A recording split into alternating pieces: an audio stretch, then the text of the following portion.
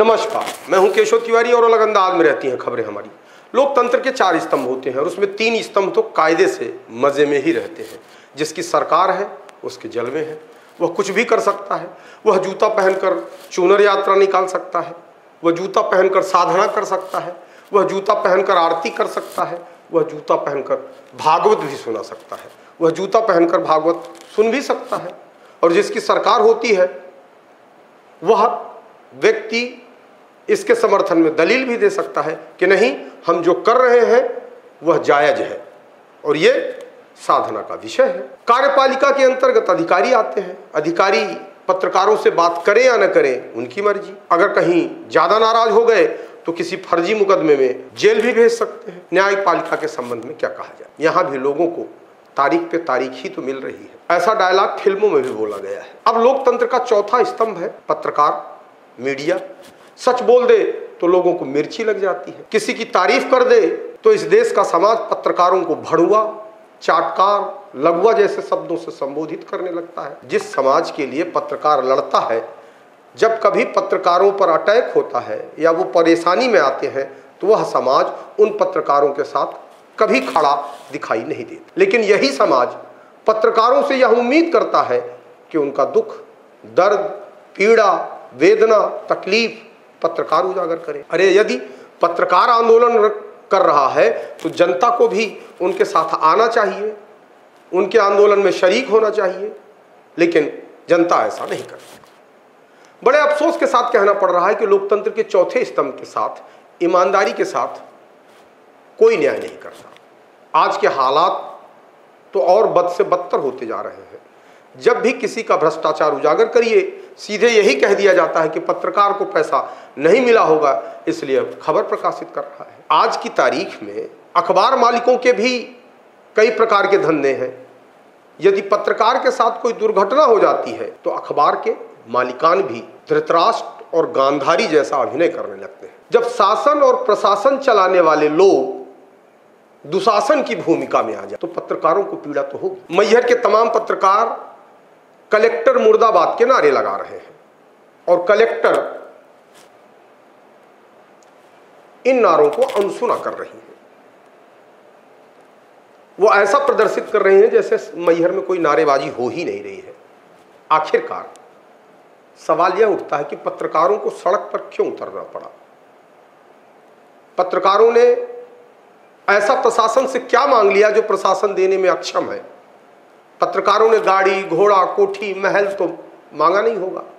अगर थोड़ा सा सम्मान मांगा होगा और वह सम्मान भी शासन प्रशासन उपलब्ध न करा पाए तो पत्रकारों का सड़क पर उतरना लाजमी है। और यदि पत्रकार गलत कर रहे हैं या पत्रकारों के ऊपर कोई गंभीर आरोप है तो प्रामाणिकता के साथ उनके खिलाफ भी शासन प्रशासन कार्रवाई करे। लेकिन जो पत्रकारों का हक है उस हक से शासन प्रशासन यदि पत्रकारों को वंचित करेगा तो कलेक्टर मुर्दाबाद के नारे तो लगेंगे। और मैहर की जो कलेक्टर है, मैहर जिला बनने के बाद पहली कलेक्टर है। और अब आप इससे बड़ा दुर्भाग्य का विषय क्या होगा कि जो मैहर जिले की पहली कलेक्टर है उनके विरुद्ध मुर्दाबाद के नारे लग रहे हैं। जब भी इतिहास के पन्नों में कोई चीज लिखी जाएगी तो यही लिखी जाएगी कि मैहर जिले की पहली कलेक्टर बड़ी विवादास्पद थी, उनके खिलाफ मुर्दाबाद के नारे लगे। इससे बड़ा आश्चर्य का विषय यह है कि मैहर जिले में 2 मंत्रियों की उपस्थित थी। उसके बाद भी पत्रकारों का आंदोलन मंत्री नहीं खत्म करा पाए। मंत्री भी कलेक्टर के सामने बौने साबित हुए। अब कलेक्टर महोदया ने मंत्री जी को क्या बताया, क्या ब्रीफ किया, जिसके कारण मंत्री भी संतुष्ट होकर चले गए। सुनने में आया कि एक मंत्री पत्रकारों के जहां आंदोलन चल रहा था वहां पहुंचे, पत्रकारों से बातचीत की, लेकिन उनका आंदोलन, प्रदर्शन, धरना खत्म नहीं करा पाए। दोनों मंत्री कलेक्टर से यह नहीं कह पाए कि पत्रकारों की मांग जायज है या नाजायज है। मंत्री और यदि नाजायज मांग थी तो मंत्रियों को यह कहना चाहिए था कि कलेक्टर साहब इनको उठा के बंद कर दीजिए, इनके खिलाफ मुकदमा दर्ज कर दीजिए। और यदि जायज थी तो उसे पूरा कर दिया जाना चाहिए। लेकिन जिस तरीके की चुप्पी शासन प्रशासन ने ओढ़ रखी है, उसका क्या मतलब निकाला जाए। पत्रकारों के आंदोलन को देखते हुए मध्य प्रदेश विधानसभा में विपक्ष के उप नेता हेमंत कटारे ने अपना बयान जारी करते हुए कहा कि यह दुर्भाग्यपूर्ण है और विपक्ष में जो होता है वो इस तरीके की बात करता है, और जो सत्ता पक्ष में होता है वो हमेशा यह जानते हुए भी कि गलत हो रहा है उसके बाद भी वो चुप्पी साध लेता है, अपने होठों पर टेप चिपका लेता है, जैसा कि आज हो रहा है।